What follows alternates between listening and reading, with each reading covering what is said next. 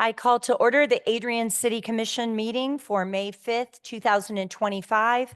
If everyone would please rise for a moment of silence and the Pledge of Allegiance.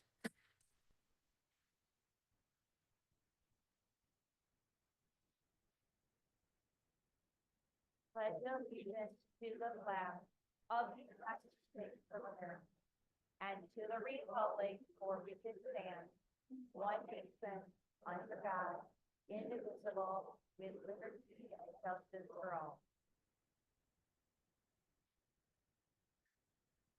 Roll call, please. I have a rotating list, so I apologize. I have a rotating list. Keep you all on your toes this evening. Apologize for that. Mayor Heath, Present. Commissioner Benke, Present. Commissioner Miller, Present. Commissioner Schwartz, Commissioner Roberts, Present. Commissioner Gauss, Present. Commissioner Castleberry. Present. All commissioners present with the exception of Commissioner Schwartz. May I get a motion to excuse Commissioner Schwartz? Some support. We have a motion from Commissioner Castleberry with a second from Commissioner Gauss. Roll call, please. Commissioner Roberts, Yes. Commissioner Castleberry, Yes. Commissioner Gauss, Yes. Mayor Heath, Yes. Commissioner Benke, Yes. Commissioner Miller. Yes. Motion carries. May I get a motion to amend the agenda? Oops, sorry. To strike resolution R25-027, which was the resolution to appoint a city clerk. The subcommittee has not given us the recommendation yet due to some reference checks and some interviews that had to be delayed. And so therefore, we will not be having that resolution tonight. So may I get a motion to amend the agenda? So moved. Support. We have a motion from Commissioner Castleberry with a second from Commissioner Miller and Commissioner Benke. Roll call, please. Commissioner Benke, Yes. Commissioner Miller, Yes. Commissioner Roberts, Yes. Commissioner Castleberry, Yes. Commissioner Gauss, Yes. Mayor Heath. Yes. Motion carries. At this time, we will have public comment regarding items on the agenda. Please note that there is a 3-minute time limit, and for the record, please state your name and place of residence. This public comment is only for items that are on the agenda, and we will begin inside the city chambers first. When we have exhausted all comment within the city chambers, we will then open it up to the Zoom participants.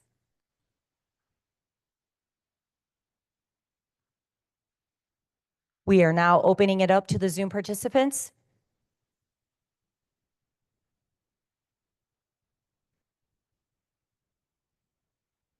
Hearing no public comment, we're going to move on to proclamations. I'm first going to do a proclamation since today is Cinco de Mayo. Whereas on May 5th, 1962, in the rural country of Pueblo, Mexico, a small army of farmers and indigenous people, untrained and under-equipped, fought the invading French army, a well-trained force, and defeated them. And whereas the people of Puebla proved to be the means which provided the indigenous Mexican people with confidence to preserve their way of life in the ultimate triumph over the French in 1867. And whereas many Mexican, Latino, and Hispanic citizens have served heroically and courageously in the United States Armed Forces defending our great nation, and many of those veterans are still living among us and are still contributing to our communities with little or no recognition or acknowledgement. And whereas our Mexican, Latino, and Hispanic community has enriched our great community with culture, arts, education, and businesses. And whereas the city of Adrian recognizes the cultural contributions of our Mexican, Latino, and Hispanic community, now therefore I, Angela Sword Heath, Mayor of the city of Adrian, do hereby proclaim May 5th, 2025 as Cinco de Mayo Day. Within the city of Adrian, encourage all of our citizens to recognize and participate in this cultural event. Now we are going to have a proclamation, and I'm going to ask those that were on the board for the Chico Cinco de Mayo Festival and Parade to come forward to receive a proclamation.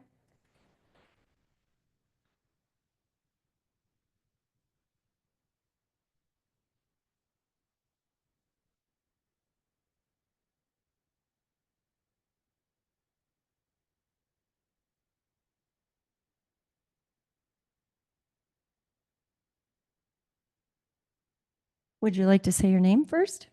David Atkinson. Teresa Martinez. Teresa Gutierrez. Monica Gallardo Cosme.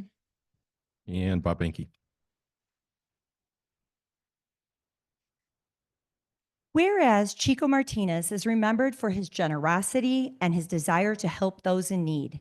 And whereas over the years, Chico held numerous benefits, clothing and food drives, fundraisers, and candlelight vigils for our community members.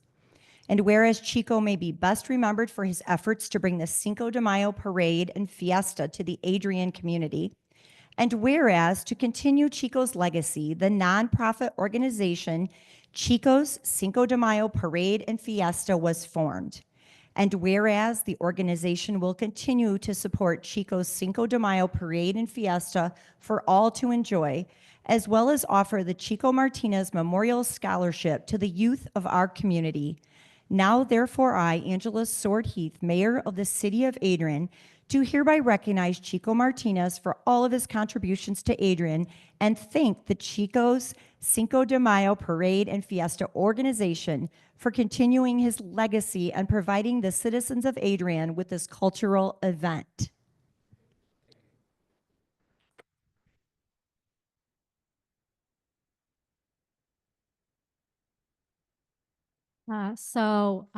Teresa Martinez, I'm Chico's late wife. This is our 25th year of doing the Cinco de Mayo Parade and Fiesta. And with that being said, as Mayor Angie Heath said, we are able to honor two scholarships to 2 high school students this year. And then we're going to continue on with his legacy in honoring scholarships throughout the future. And thank you for the community for always supporting us. Without you, we cannot support our students and our youth in our county. Thank you. Thank you very much. Muchas gracias for a great, great event that happens every year and for all you do for our community. Much appreciated. Thank you.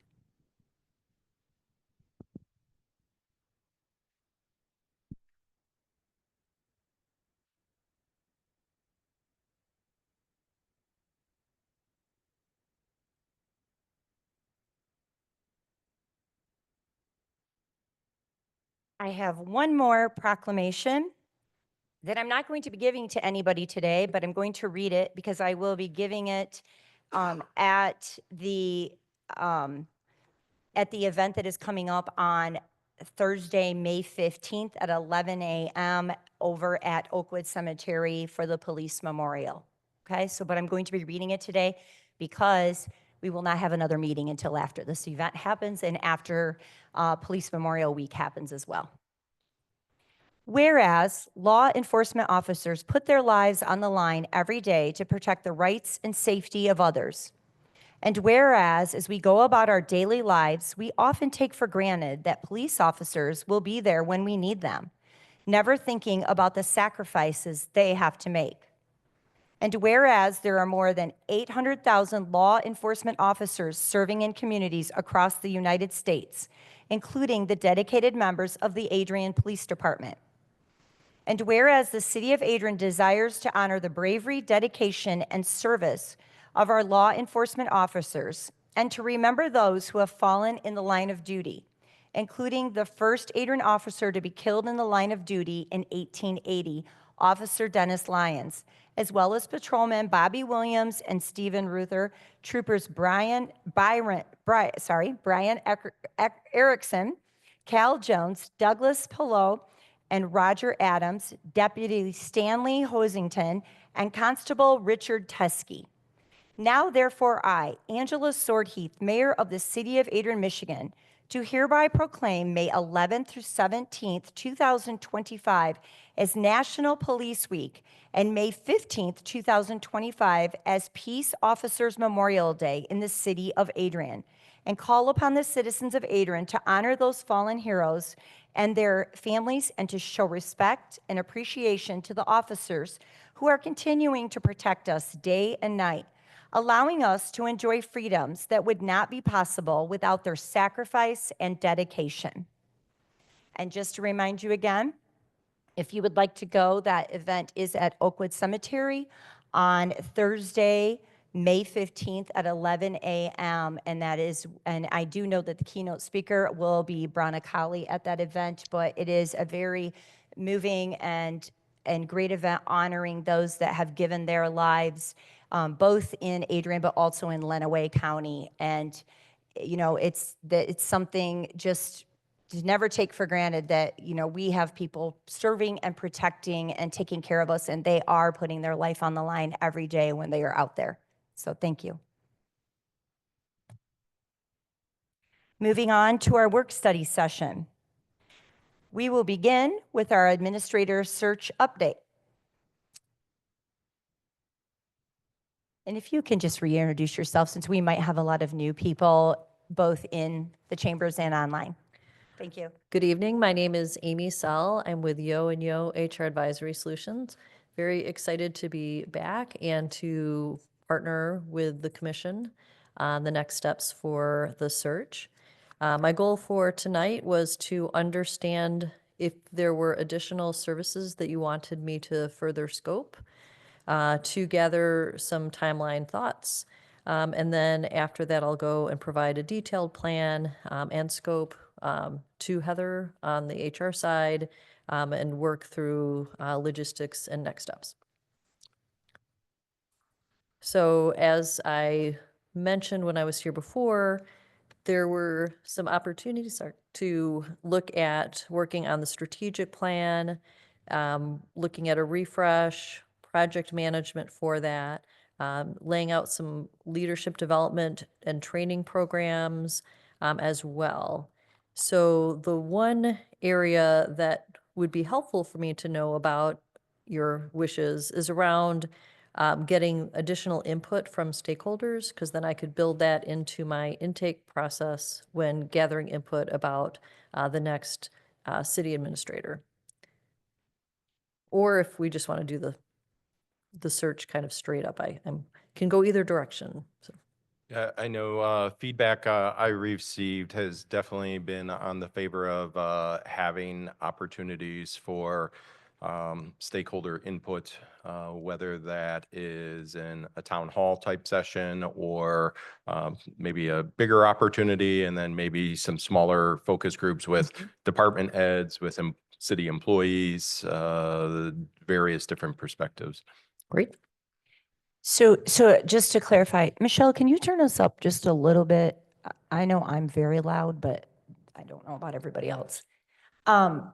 Just to make sure that I'm understanding, so what you're asking is when you do meet with stakeholders, you're asking if we are going to look at the strategic plan and do that part of it, can you ask those same questions when you're trying to find out about the city administrator search as well? Yes. Okay. The questions that I will dive into for the city administrator include areas around short and long-term goals and priorities, because I want to make sure I understand what the needs are so we can find somebody that would have the right skills and experiences to be able to accomplish those things.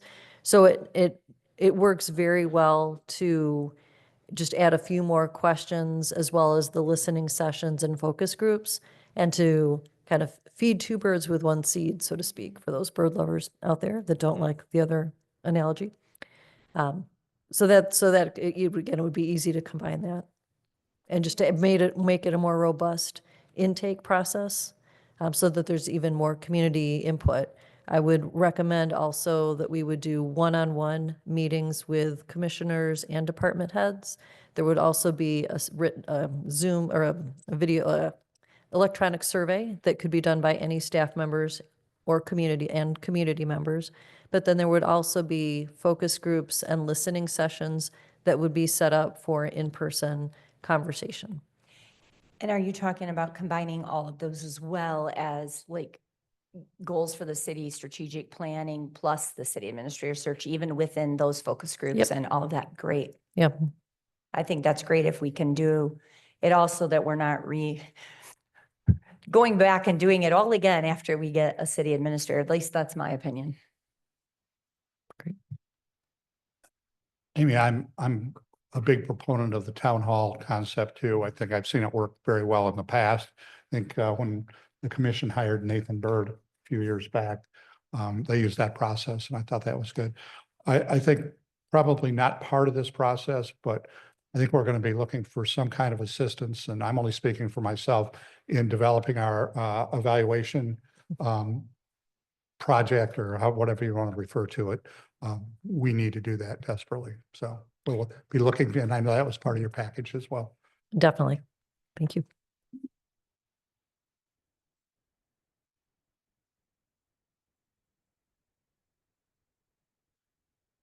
All right, so I can go ahead and then kind of build out a scope of work that will include that input process.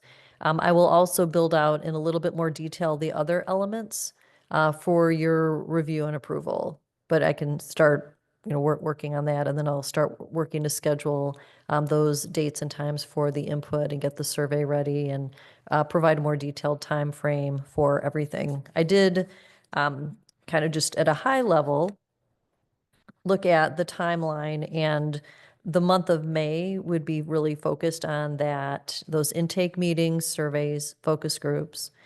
Then I was tentatively thinking of presenting feedback on the kind of rubric and plan for the next city administrator on Monday, June 23rd, if that could be a special meeting day. The 16th, unfortunately, was a conflict and would crunch the time frame.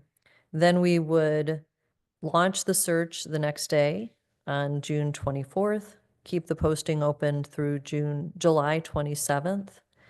Then, in accordance with your regularly scheduled meetings, we would present the candidates on August 1st, to deliberate them on your regularly scheduled meeting on August 4th, potentially have interviews on August 14th and 15th.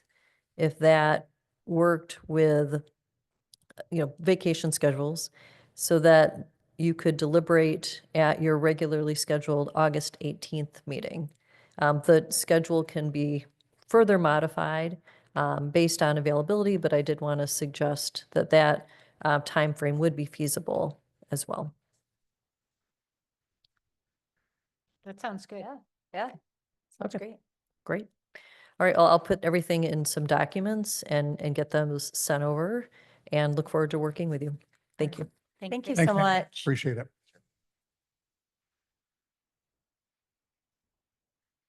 And now we're going to have a presentation by Sam Buford Woodworking Institute.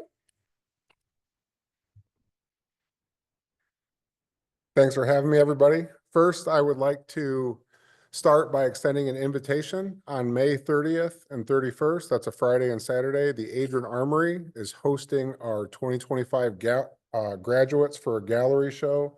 All their work will be on display, and I'd love to have everybody out and support them and, just show that you appreciate what they do. So for everybody who doesn't know, my name is Luke Barnett. I'm the founder and president of the Sam Buford Woodworking Institute, a trade school located in Adrian, Michigan. We're a nonprofit, and our school proudly stands at the intersection of fine arts and skilled trades. We offer education in two separate ways. One, a year-long college program, and two, 1-week continuing education courses that attract students from all around the world. So right now, we're in a crisis that the entire United States is feeling. And I think we've all felt it in here through getting delays for getting repairs, work done. This is due to the skilled labor shortage. So one of the problems that is causing this is that the stigma that trade schools and apprenticeships are an alternative education. Somehow, society has a way of devaluing the most important jobs needed. So if we think about it, food, water, and shelter are the basic fundamental needs of life. This is provided by farmers, carpenters, and plumbers. And yet somehow all three of those jobs are considered alternative education and only for those who aren't good enough to go to college. So I passionately argue that the best and brightest should be focusing on the most fundamental problems. In 2017, me and my wife started a trade school aimed at elevating the carpentry and woodworking trade and lifting the dignity and respect for the skilled trades as a whole. The school rapidly grew, and our commitment to excellence was recognized by the Department of Veteran Affairs as we became eligible for students to use the GI Bill, and we became accredited by the Accrediting Commission of Career Schools and Colleges, a testament to our rigorous standards and quality of education. While government audits and approvals are a necessary requirement and they validate what we do, the success of our school is determined by one thing and one thing only, and that's our ability to get young people employed in the trades. And I'm proud to say that our program boasts a 100% employment rate for the class of 2023, and that rate has been third-party verified as a requirement of the Accrediting Commission. Our graduates are making between $52,000 and $60,000 annually as a starting salary with only 1 year of training and tuition costs of $16,000. We are outcompeting most 2-year and 4-year institutions. Employers are highly engaged with our institution, regularly visiting to give in-person presentations and interact directly with the students. Employers in the wood products industry are jumping at the chance to have access to the talent being produced. Some of these employers include Mod Interiors of Ira Township, Vogue Furniture of Detroit, Joseph Jupe of Grand Rapids, and Intrepid Woodworks of Traverse City, just to name a few. And the quality of our graduates isn't just being recognized in Michigan, it's being recognized throughout the nation. Most recently, Metrica, prestigious company specializing in luxury yachts and residential interiors, traveled from Northampton, Massachusetts to give a presentation, conduct on-the-spot interviews, and invite our graduates to fully funded follow-up visits for our students to visit Massachusetts. So SBWI's success stems from our culture of passion, respect, and dignity for the trades. Employers nationwide are recognizing the quality of our students, and they're recognizing Adrian, Michigan as the place to acquire talent for the high-end wood products industry. And this is something we can all be proud of. Okay. Michelle, it's not working. Next slide. So recognize the increasing demand for our program. We developed a 20-year strategic plan, which the commission is aware of, and our goal was to graduate 200 professionals annually. We worked with a collaborative architectural firm and designed a phased-in $48 million master plan. It's up on the screen right now. In November of 2024, the City Commission approved the sale of 22 acres of the Witt Farm property, an option which has not yet been finalized. Our architects have recently completed phase 1 design renderings, and I would like to take a moment to share them with you. So if you go to next slide, and next slide, next slide, next slide. That's a spectacular photo right there. It's hard to believe that that is a rendering. Next slide. So the reason I'm here today is to propose a purchase of additional 10 acres that's to the north of that 22 acres the commission approved in November. Next slide, please. So the 22 acres originally approved presents some issues. The primary issue is that we would be landlocked in. So there's no room for expansion past 200 graduates per year. Ingress and egress has been one of the challenges on finalizing this option agreement. Could you go to the next slide, please? So here's a close-up of the 10 acres. And as you'll notice that the city still has a pathway to access the rest of the Witt Farm property for future development. It allows ingress and egress for us to get in and out, and also allows us to establish a beautiful campus gateway and a city gateway, something like Adrian College's. Well, hopefully as nice as Adrian College's. Next slide. So what we would do with this land is expand our program even more and offer a co-working space, business incubator and research facility where our students can develop products after they graduate and spend a year or two with us. Maybe start businesses here in Adrian. It's possible that the next Orville Marilat is within our graduating class. We also have a storefront where those students can sell their things that they made, and also a recreation and event space. So as we earn a more international reputation, a lot of organizations would like to partner up with us and host trade shows here in Adrian. And we do have a track record of that via the Great Lakes Woodworking Festival. I think many of you remember that. Excellent turnout. Yeah. So next slide, please. Yep, so the benefits that this project offers the city are enormous. Economic development, students move here for a year. Students also come here to take our 5-day continuing education courses. Those people have disposable income. They are here spending money to eat, live, drink, everything else. Next slide, please. So the property was initially purchased. The Witt Farm property was originally purchased to be developed by the city of Adrian. I think we've had it for almost 25 years. Sam Buford Woodworking Institute was a locally grown grassroots organization with a track record of success, and I believe that it aligns perfectly with the development goals for that property. We have detailed development plans, substantial financial backing, and widespread institutional support as demonstrated in the letters of support that's included in the packet. So I have some other stuff on here, but I'm just going to skip it. We can skip to Q&A.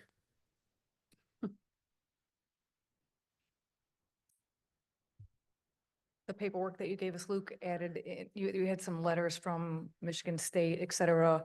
So I did some research on that stuff, and it was pretty interesting when you look at the, we focused on STEM for a long time, and you brought up bringing people back to those trades. So I saw that they are changing that to STEAM. So they're including arts in science, technology, mathematics, et cetera. And when you look at that, then that's the combination of art and science has been there since the beginning of time, right? You have the Greek philosophers, Da Vinci. I'm pretty excited about this. I think this is something that will be really good for our community. I've been to the wood shop. I've seen some of the things that have been made there. I'm fascinated by the spiral staircase. It's a pretty exciting time.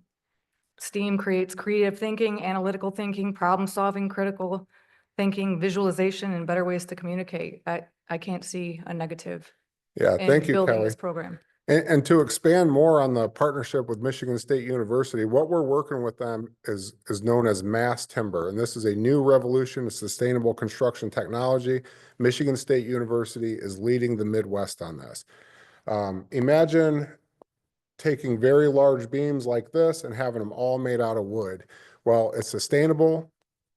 Trees literally regenerate themselves. So there's a big push from the federal government and the state government to utilize mass timber. And there's been a lot of programs created by MSU for engineering and architecture, but there's not a single program in the world dedicated to mass timber workforce. And we're going to need people to put this stuff together. And the first one's going to be here in Adrian. I would definitely say I'm in supportive of exploring the idea of additional land. The concern I have is has our new community development coordinator, our economic development coordinator, kind of weighed in on what the vision of Witt Farm is going to be? And is that part of the sale of the strategic plan so that we have a vision? So it's just not fragmented of here's 20 acres, here's 10, and then, you know, what's the next 5 going to be? What's the next 2 going to be? So what does that property in its entirety look like? So when we, you know, factor in zoning, when we factor in planning, it becomes a complete package instead of just Sam Buford, which, you know, but no negatives to that, but let's get the sale of the full package as we continue to market that out, especially with the smart zone support as well. And I see Jay nodding. I don't know if you want to add anything to that or. So that's part of the $111,000 grant that we got from the Ann Arbor Spark Smart Zone, is to evaluate that parcel of property, figure out what the best use of that is and what those segments could look like within that parcel. So they've gone through and started working on that, and it's about a 3 to 4 month process before we really know what the best final use of that property will be. Can I make a comment to that? The point of that smart zone work, to figure out how to utilize that property, is to make it more attractive for development. The development sitting right here in front of it. We have money, we have backing. That is the ultimate goal, right?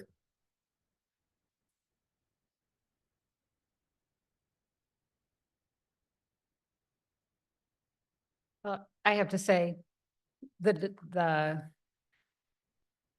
thought for that area was to put it back on the tax rolls though too, and being a nonprofit has always been a concern. So I do think it's important for us to do our due diligence to make sure that we are utilizing that land if there are going to be additional land given over to a more nonprofit status. So I don't want to jump into things. I do think we should take a breath and take a look at what the experts are going to say about the utilization of that land.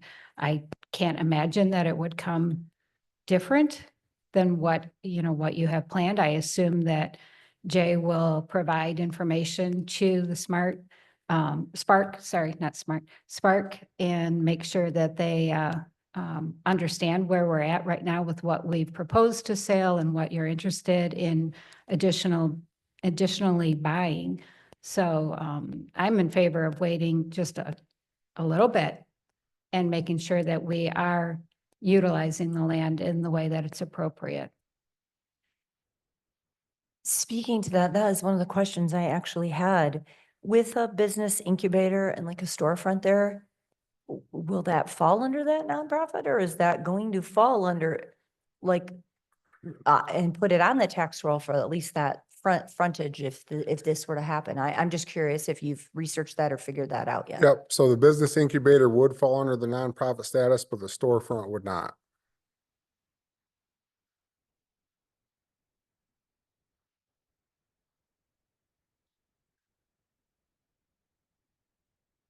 But I guess my concern could be that the storefront could, because Goodwill is a nonprofit and they have storefronts. So that could be a possibility as well. I also think as long as I've been on the commission, Witt Farm has sat empty and we're not even farming the property. We used to have farmers rent the property, excuse me. We don't even have farmers renting the property anymore. And when we discussed taxes about some other property we're looking at, it didn't produce enough to make a difference over, 100 years pretty much, considering what Luke is proposing to do, and what that could do for our community. So I don't know if taxes is the right issue to raise. I would like to see some of what is being considered in contract form, that we are developing this, et cetera, to make sure that those things happen. I don't know if taxes are the right question right now, because it's been fruitless for our community for quite a while. And I guess my thing is more of the master plan, maybe not necessarily the taxes. And when you look at the frontage on 52 being more prime time, more prime time, where that associated where entrances or egresses are to that property, where does that feed into potential other sites that are located on that farm as well? Where's the roadway? How's it wrapping around the rest of the thing rather than starting with here's the footprint and we now need to work the rest of those acres around that. I'm sure Planning Commission would have some thoughts on that too. No doubt. I'm very supportive of the project. I think the really good news here is we have a brand new community development director who is very knowledgeable and can be a great assistance in terms of developing the plan, looking at grant opportunities. So this is an exciting idea. It could be an exciting project for the city. So. So I would say no opposition to the concept, just further work on the where and how it fits into that bigger entirety of Whit Farm, from my perspective. I would just hope that we take our looks in a very timely fashion to make sure that we don't drag our heels because of the huge development concerns that they already have. I don't want to rush our process, but I do want to make sure that we do it in a very timely and respectful way, because I too really am very supportive of this project. I'm thrilled about it. My entire life I've spent doing exactly what you do, and I'm proud. I'd be very proud to have this in Adrian. Just let's make sure that we do all the things we need to do to make sure it's a good fit, because right now I'm very excited about it. Thank you, Doug. Yeah. 100% agree with you, Commissioner Miller. I don't want to rush, but we also don't want to drag it out. And I think it is exciting. It's a great proposal, and it's very exciting that it's already expanded.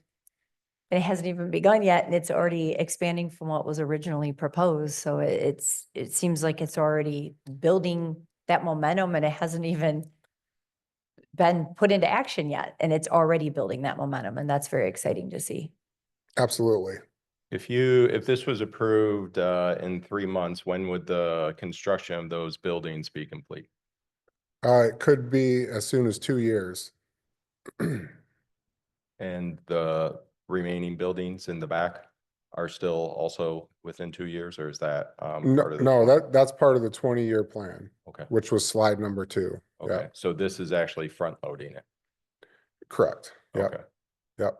And, you know, I do appreciate to slow down and, you know, take a breath and really analyze everything. But I do want to remind everybody, when I originally approached the previous administrator, it's now been 14 months.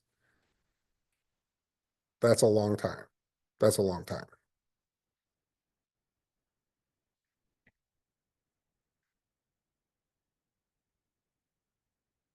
Any other questions? Okay. Thank you.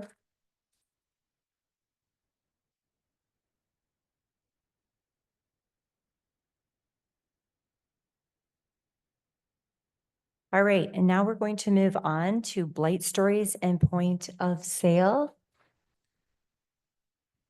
So if you'd like to come up, and if you can just introduce yourself once again, in case there's new people here, so that everybody Sure. knows who you are. Thank you. You can come on up. Thank you, Mayor and Commissioners, for having the Community Development Department come to speak to you tonight about blight remediation and a point of sale. We got a lot of information to share with you. My name is Lisa Hewitt-Cruz, Community Development Director, on the job 1 week now, so we're doing great. And Sherry Verardi is also with our Community Development Department, and she administers a point of sale program. So we'll both be bringing information to you tonight. A small amount of information. We have lots and lots of pictures that we could show to you, but we just pulled a select few to show you, to give you examples of the success of what we're experiencing currently. And as you know, The city of Adrian is not immune to blight, just like every other city across the nation. Every other city across the nation is dealing with this, and some in worse cases than we are. But our staff is dedicated to this mission. They're passionate about it. They care about it. They live and breathe it. And so it is one of the most difficult jobs I think it is to have as a code enforcement officer, to have to tell someone you have to do something. But at the same time, we're going to be looking at long-term results, which means finding grant funds, additional grant funds. We do have some coming our way to help remediate some of these code issues, but just know that we're not going to stop there, that we're going to keep going with that. So the first thing we're going to show you tonight is our, if you'd move to the next slide, I might have a clicker, but I'm not sure how to that goes. So our first property here is on Comstock Street. This is a demolition that was completed. As you can see on the left-hand side, it's a little dark, but you can get the idea of what it is now, which is gone. So that project was successful. We've had approximately 10 demolition projects in the city of Adrian over the last year.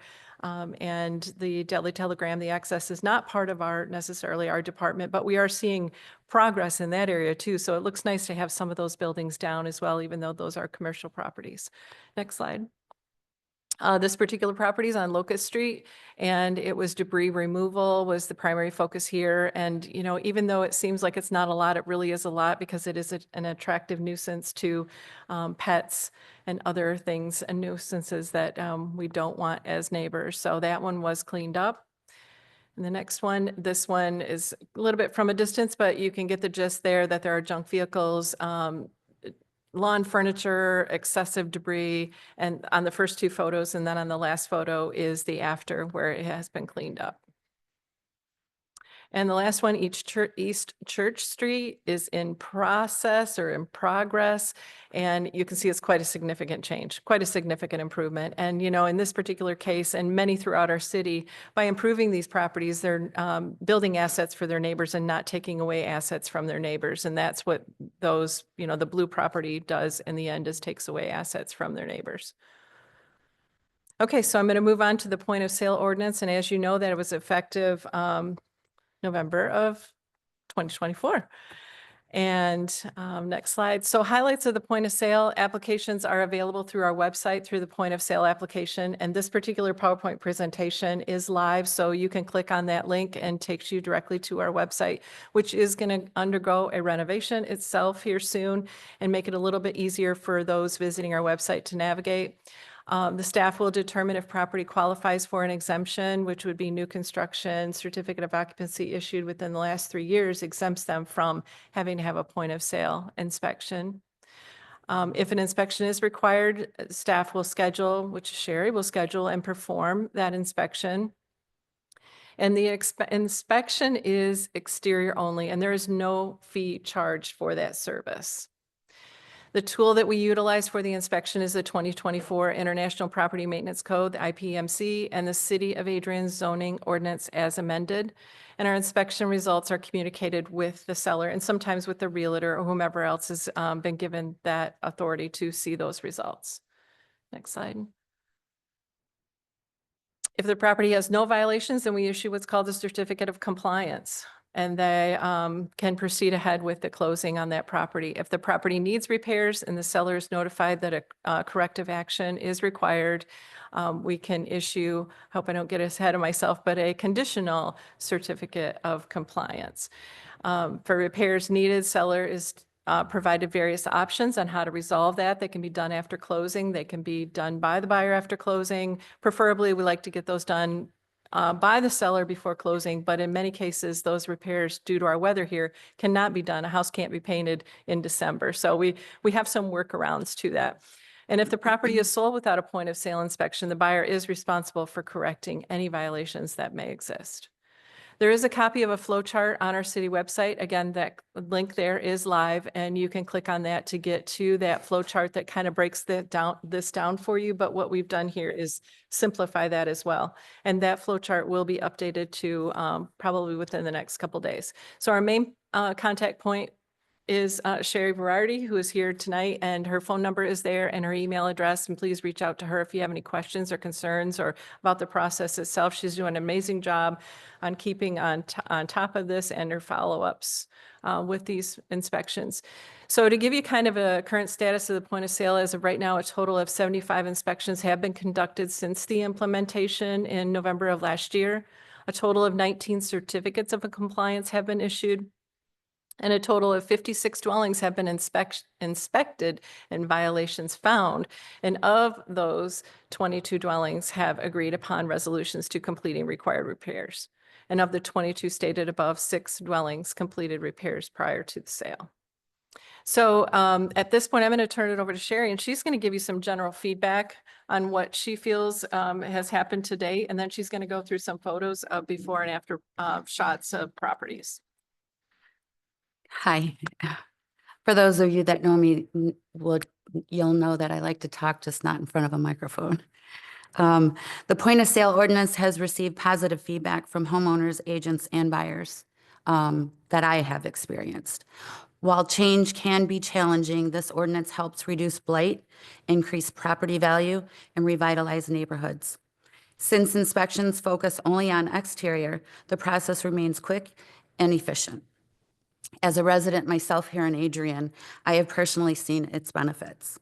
I encourage everyone to view the ordinance as a positive step for our community. Unlike our rental and blight programs, point of sale inspections apply to property owners covering an entirely different market.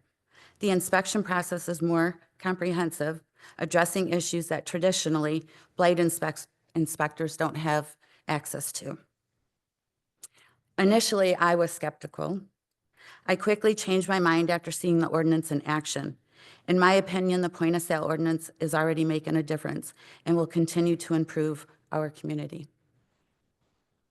And I think we're going to do pictures.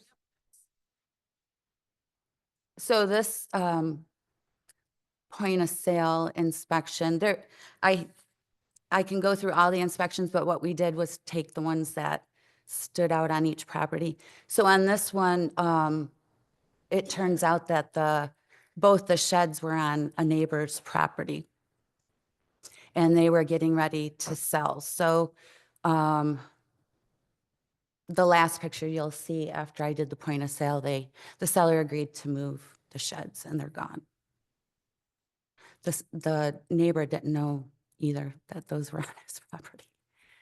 In this, you can obviously see one of the main write-ups on this one, there was several, was scrape and paint, and they repainted the house. This picture, it's hard to see. This was a scrape and paint, mostly on the trim, and the seller also chose to make those repairs. Again, it's hard to see, but pretty much most of the trim needed to be redone. This is in our trailer park, one of our trailer parks, which I started going in for the point of sale. This one here shows what we call junk and rubbish. This can bring problems with rodents and things like that. So I did write that up. And the scrape and paint on the door, the seller chose to fix it and it was fixed in 2 days. This house had some missing siding and an illegal fence. The siding was repaired and the fence was removed. There was also some junk and rubbish by the shed that was removed. This house, again, it's hard to see in the picture, but it had several write-ups on it. The main write-up on it was the roof on the garage, which you'll see in the after picture, was actually sliding off. So that was a write-up and they repaired that. That was repaired in about 3 weeks. A lot of you might recognize this house. This is in the process, we'll call it. This particular house pretty much hit every blight in our manual. And the new owners are working hard on it. This had so much junk and rubbish all around it that it had moved over to both neighbors on each side. And so that's all been cleaned up. They're in the middle of priming it. It's totally gutted on the inside, which I don't go in, but it might not look like it here, but it's a huge improvement. This one I chose to show you. So when you pull up in front of this house, you can see it's a nice house. And as I walked around the back, in the picture on the right is what I seen. So just because you're driving around looking for blight or on the point of sale and you see a nice house doesn't mean there's issues. This house, nice on the first picture, hit pretty much every thing in our manual on blight. And they're working hard on it, getting a lot done.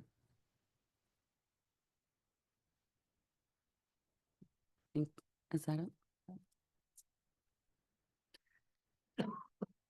Any questions?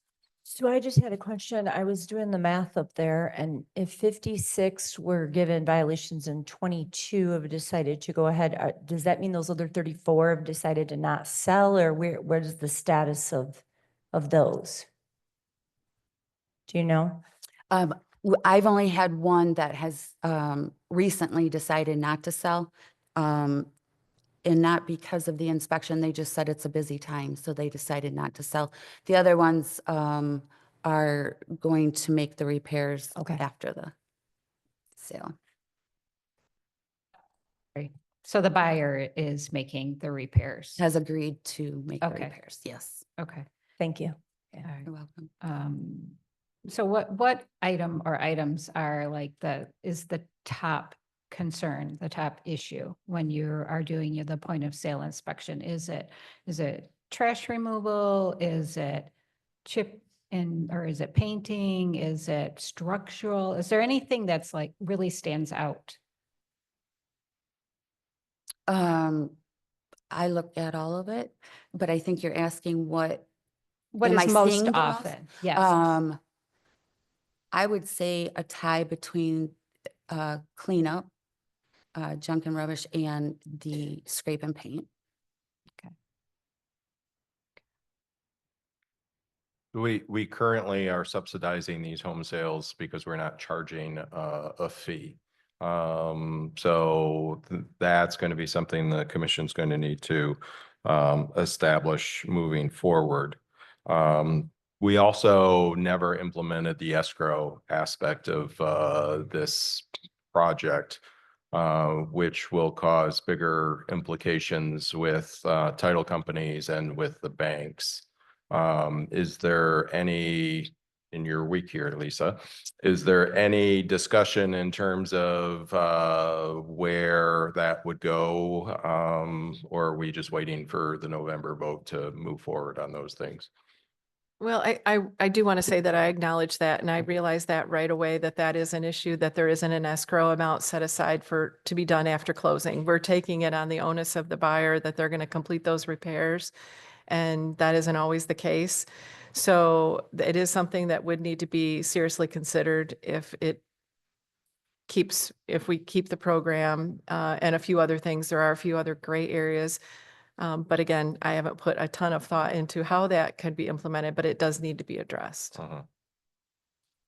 The other, a little bit off topic with this, we as a commission also passed the vacant property ordinance as well.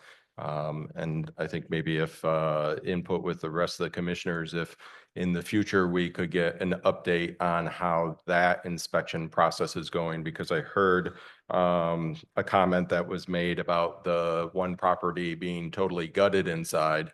So if it's totally gutted inside, then that means then it passed the inspection on the outside. Then I think that now qualifies as a vacant building inspection, and then are we doing those inspections? And I think the number one complaint I hear about is the old Bixby, so behind the post office, of what's going to happen with that, along with other major landmarks that are vacant as well.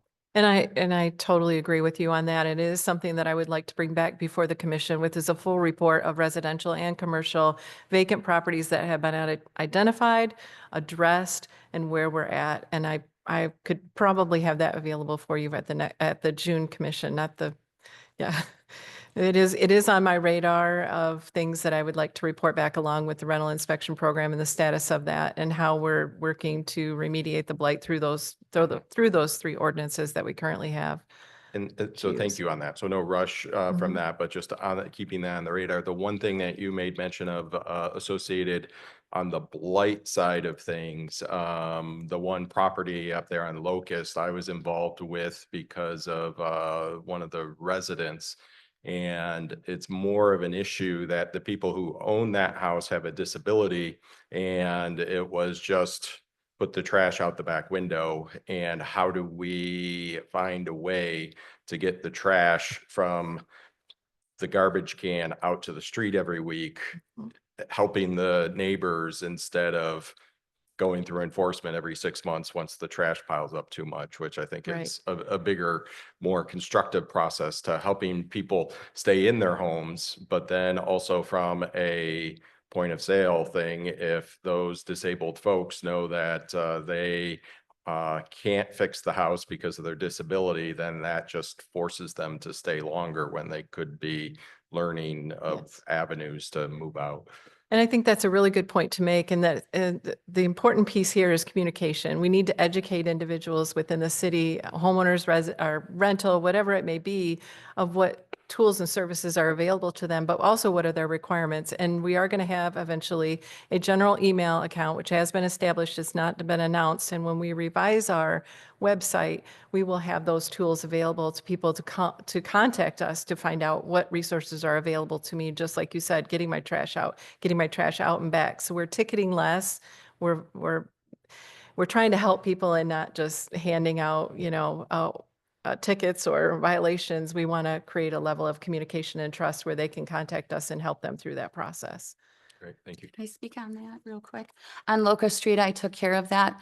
I went door to door and talked to a lot of neighbors and made friends with them. I also made friends with the people at the house that we speak of. She has been in contact with me every day through email. This morning, when I drove by over the weekend, I do work on the weekend, drove by several times, and I was getting a little nervous because the dumpster wasn't being filled. And so I went there this morning. I went by there yesterday on my way home from grocery shopping, and I seen it was full. I was like, yes. So this morning I went over there. Another issue she had brought up with me is that a neighbor is parking 2 vehicles by her driveway on garbage day.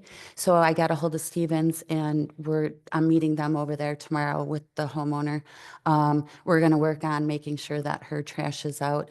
She did say she was diagnosed with some health issues, and I'm going to follow through with helping her if she needs to get that out. I don't think it's going to be an issue anymore. I let her know that I am aware this has been an ongoing issue. Apparently she will get it cleaned up and then it starts to build up again. She's aware I'm gonna be on top of it, and she appreciates it, she told me. So we'll see. But it's not fair to the neighbors for that to happen, and I explained that to her, and she agreed. She said she was gonna go over and apologize to all of her neighbors. So like I said, I've made friends with all of them over there. I've got permission to go in several yards, and I let the homeowner that we speak of know that. So I'm on top of it. I'll stay on top of it. Thank you.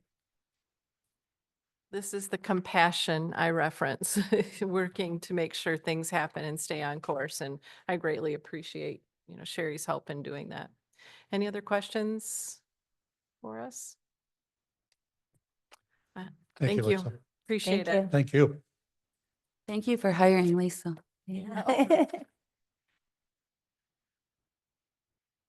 Commissioners, are there any other items for the work study session? Moving on, may I get a motion to adopt the consent agenda? So moved. Support. We have a motion from Commissioner Castleberry with a second from Commissioner Roberts. Roll call, please.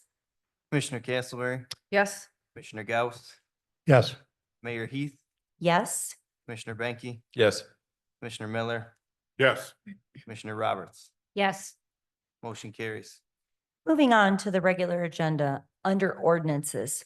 Ordinance number 25-002 is a second reading and consideration of an ordinance to amend section 3.1 of Article 3 of the City of Adrian zoning development regulations, and the zoning map to which reference is therein made is amended to the extent of deleting 1160 South Main Street from the B1 Community Business District. May I get a motion to adopt the ordinance? So moved. Support. Are there any commissioner comments or discussion on that? We have a motion from Commissioner Castleberry with a second from Commissioner Roberts. Roll call, please. Commissioner Miller, Yes. Commissioner Roberts, Yes. Commissioner Castleberry, Yes. Commissioner Gauss, Yes. Mayor Heath, Yes. Commissioner Banky. Yes. Motion carries. It is now time for public comment. Just to reiterate, there's a 3-minute time limit, and for the record, please state your name and place of residence. We will begin inside the chambers first. When we have exhausted all public comment within the chambers, we will then open it up to the Zoom participants.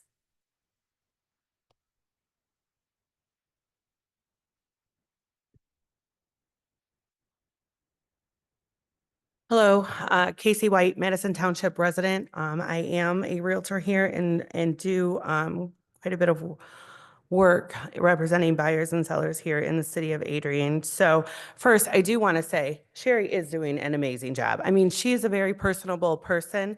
And so I think therefore she does not hear the complaints because she is nice and she's timely and she's efficient.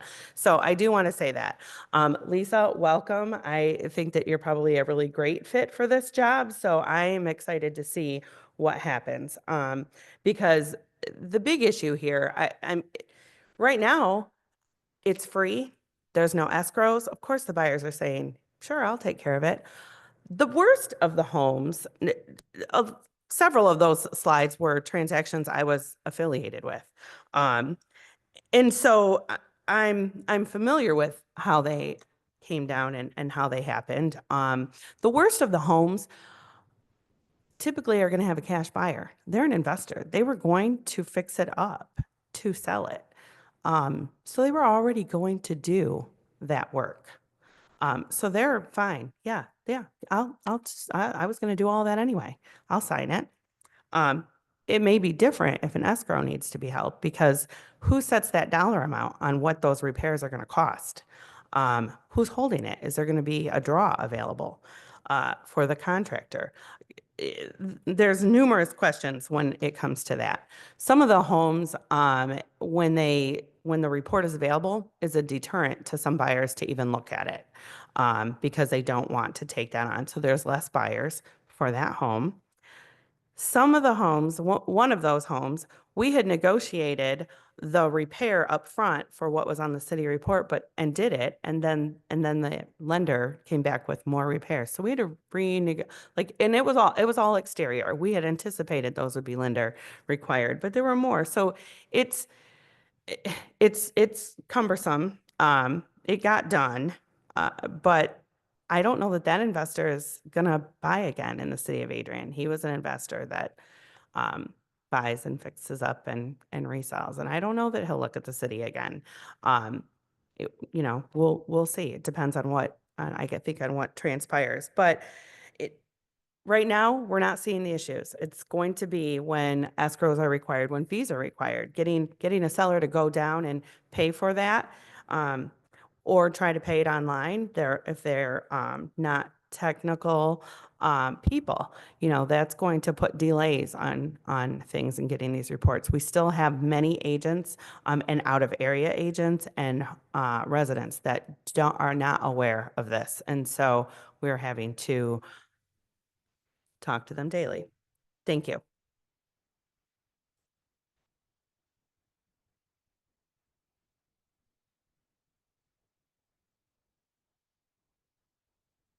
Hi, Carrie Smith, City of Adrian. I'd like to echo Casey and thanking Sherry. I have a prestige title, and so we've emailed a ton. Vince has been great and emailed with us. I was very happy to see the flow chart of what the process looks like be added to the website. I think this slideshow, while great, is only telling part of the story. As somebody who works in a title company and being on the other end of things, and also as part of the point of sale task force, we're receiving messages like, hey, my dad passed away and we have to do all of this stuff, and our family is trying to manage the inside, get everything together, settle his estate, and now we have all these repairs that we have to do. Again, we haven't talked about, I mean, I'm doing the math on this, and 25% roughly is what's passing. So we have 56 houses that have been inspected, but haven't even been issued, maybe have the conditional certificate. I don't know. I fear that we're kicking the can down the road with no real plan for May and for June. As someone who works at a title company and again has sought out feedback from other counties that have this implemented, we don't really have that structure and process in place yet, and that's concerning. Yes, there is a vote in November, and yes, I'm hopeful that it will be repealed. But until then, we need to have some sort of plan. Like I said, Sherry has been great asking, answering questions, but it's kind of like the goal is always moving. We've had problems with the forms. They didn't need to be notarized, even though they had a notary block. Well, now they can be notarized, but the seller's not notarizing it. We're not requiring an escrow, but you can hold an escrow. In Washtenaw County, with their well and septic, you have to have bids done. You have to hold 1.5 times the amount. The contractors have to be certified with Washtenaw County. The title company works with someone at Washtenaw County. Every draw has to be approved. Every invoice has to be sent to them. And so I'm just wondering if we move into that, who is taking that on for the city of Adrian? Because it is a very laborious process. I see those properties come in and it's hard. So although this appears great on its face, it is not the whole picture. And I just want to be clear about that. But thank you.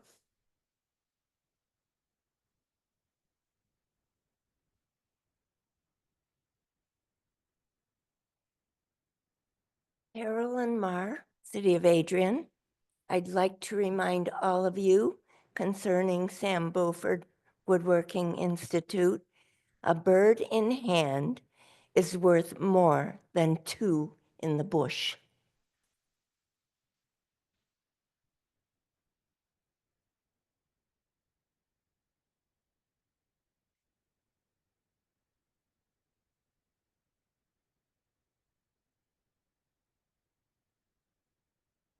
On a little lighter note, two public service announcements. Can you say your name and place of residence? I I know. know who you are, but we won't have know. it on record. You- Sorry. Everybody knows who I am by now. Gail Dunaway, City of Adrian. This coming weekend, the Adrian Garden Club will be having their annual plant sale and yard sale. And Carolyn, where's it going to be? And next week, the big attraction, the big event of the year, other than the bicentennial, will be the St. Mary's rummage sale. And I have signs in my car, Mary, Angie, if you would like one. So we have rummage, come and buy it. I'll just say, so the people on Zoom can hear, 148 North Scott Street is where the plant sale will be, Mhm. because that wasn't picked up. Beautiful greenhouse. And the profits go to a scholarship for. Yeah, we give $1,500 now to Lenawee County student who's going to a Michigan college, is somewhat related.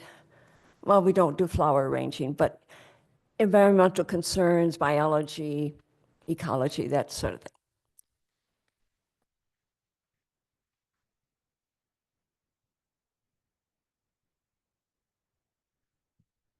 Keith Miller, City of Adrian. About the point of sale. I have, for the last 2 weeks, been trying to get a contractor to come out and give me an estimate on a roof. I had one that said they would be out, but it'd take 10 days to get there.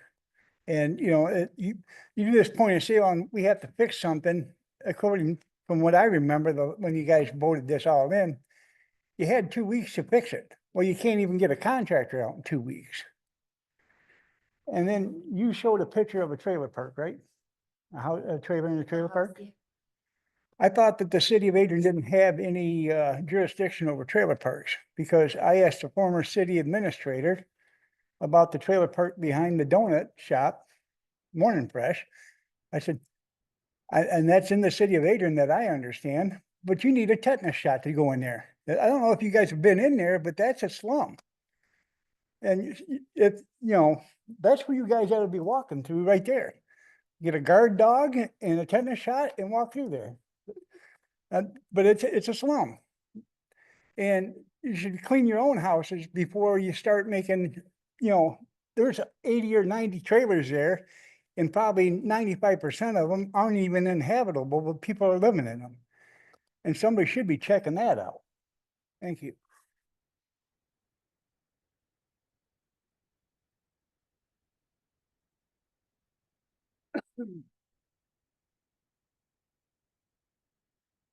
Hello, name's Ernest, Adrian resident. Um,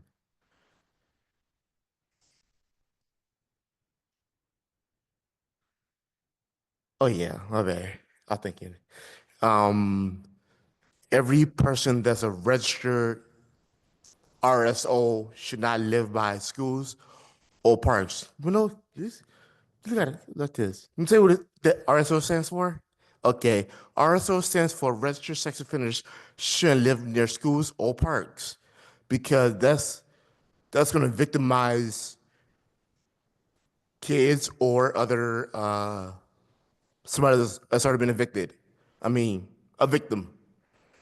And there should be flash cameras or traffic cameras at every stop sign or four-way stop sign or four-way stop lights for the safety and other citizens and whoever else that comes within this jurisdiction. But my most problem is nobody should fall victim of these pedophiles. And since the Senate and them passed that bill that's okay for them to live in their schools and parks, it should be an ordinance that registered sex offenders should not live in their schools or playgrounds.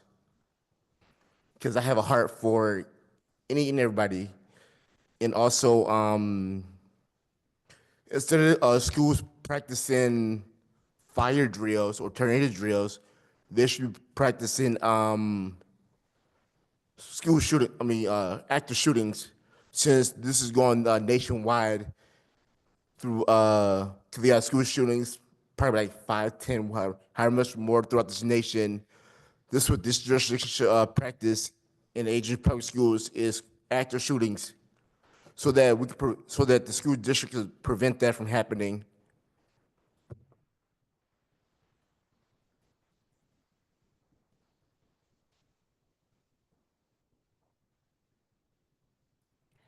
We will now open up public comment to the Zoom participants.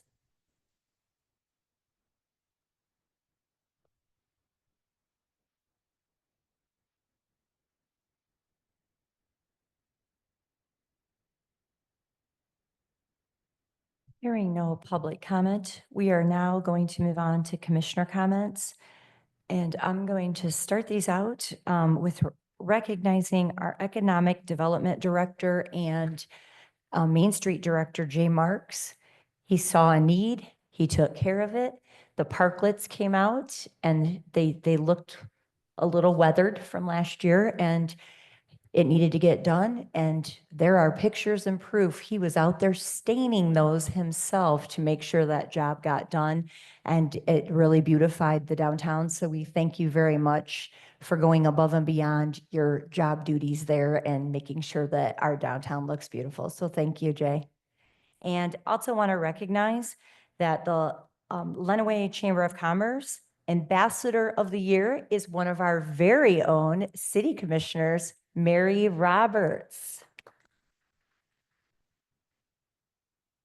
What a great honor. Thank you so much for all that you do. Greatly appreciate it. I have a question for our administrator and police chief. There you are. Like within the last 6 months, wasn't there an active shooting training drill at Adrian High School? There was one at Sand Creek. We do them regularly. It's called Alice training. We do them at the schools. We do them at some businesses also, but yes, yeah, we do them regular. Thank you. Commissioner Gauss, there's also a required number of shooter response drills that schools are required to do on an annual basis, in addition to tornado drills and fire drills for the state. Thank you for that. I just seem to remember not that long ago, there was a notice out to the public, and particularly in the vicinity of Adrian High School, that don't get nervous if there's you see a lot of emergency vehicles. And so that's why I asked the question. I know something's going on out there, and that issue that Ernest Jasper brought up is being addressed. That's what I want to make sure of. So just a couple of reminders, on May 17th, Habitat for Humanity pickleball contest, I guess. Tournament, there we go. Tournament is happening out at our pickleball courts at Heritage Park. If you would like to sign up or be a sponsor, please go to the Habitat for Humanity website. Also on Sunday, the very next day, at the Greg Adams Erase the Stigma 5K race is happening here downtown at our farmers market. It will, we will run through the east side up to Sienna Heights and back around the fairgrounds and back down Michigan and come back. Please support Greg Adams, Erase the Stigma 5K. Even if you want to just walk it, that would be wonderful. All of the funds go to help support community mental health right now, which is really greatly needed. First Fridays was a huge success for our dog days. We had so much fun with the dog parade and with the dog jumping. It was very, very well received once again. Tons and tons of families down. So thank you, Kate and Jay, for all the work that you guys did.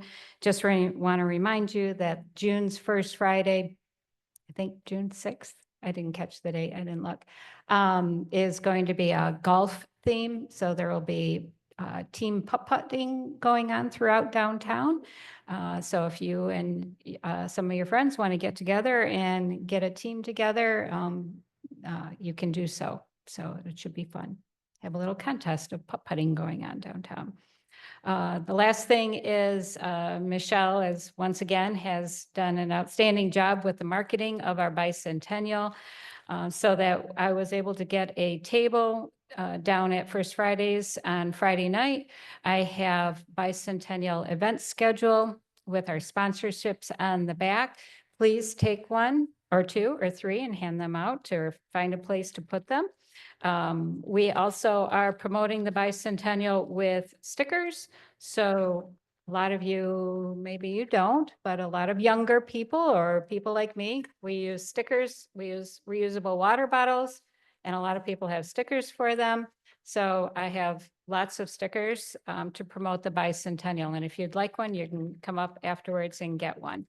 And The Bicentennial Committee just wants to remind everyone that the capsule envelope information is available at City Hall, the Historical Museum, and the District Library. These envelopes you can put, you can write something that will be opened in 50 years. You can write a poem, you can slip something little into it, whatever you want to put in here that will fit in this envelope, and then this will go in the time capsule. These are due back on June 15th so that we can ensure that we have enough space for everyone. So I have a few here tonight. I meant to grab some, but ended up working late at Madison Garden Center and didn't get there. Also, the city services brochure has been updated, and I have lots of copies of this. So if you are interested in getting a paper copy, it's available online. But if you want a paper copy, we have tons and tons of those available. So I think that's all I do. So we do have a new business that opened in Adrian. I'm going to be visiting them and try and getting them to join the chamber, but the big green house looking thing next to Battery Wholesale is an acupuncture and herbal medicine place, and they had their grand opening on Saturday. So if you are interested in holistic health, please stop by. And I'm drawing a complete blank on the name right now. Can't think of it, but that is now occupied and a business. So that's great. What's that, Doug? Oh. Oh, say it again. No.